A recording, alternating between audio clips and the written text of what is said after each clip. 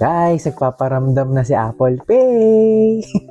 Yes guys, tama pong narinig po ninyo, mukhang nagpaparamdam na nga po si Apple Pay dito po sa Pilipinas because according po sa Digital Bank's page updates at may napapansin naman din po kung may nagpo-post po nito sa social media na pag nag-check daw po kayo ng bank apps na nasa listahan po na to doon po sa Apple App Store. For example, nag-check po kayo ng BPI app sa App Store, punta kayo doon sa pinakababa doon po sa description po ng application po na yon.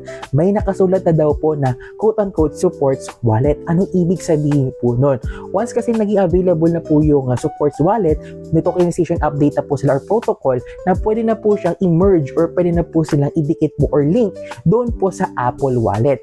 Which, yun nga po, hindi pa nga siya available. Pero, sa ganito pong kadami na pong mga applications po or mga banking po na apps, mukhang nga nagpaparamdam na nga po siya. So, mapapansin po ninyo, meron pa tayong East West, BPI, China Bank, GoTime, Wise, at saka po yung Atomy.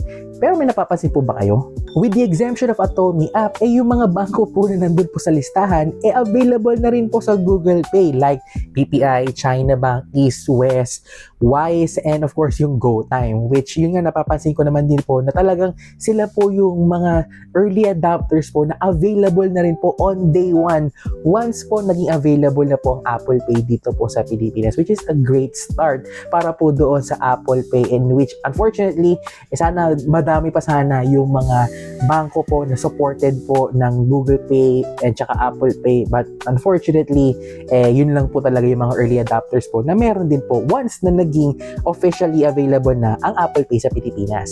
So ano na, BDO, Metrobank, ano ba ginahintay po ninyo? Galawin nyo na po yung baso ho. Tagal na po namin naghihintay sa inyo. Well, ito na po ba yung senyales po na malapit na pong Apple Pay dito po sa Pilipinas? Let me know na lang po sa comment section.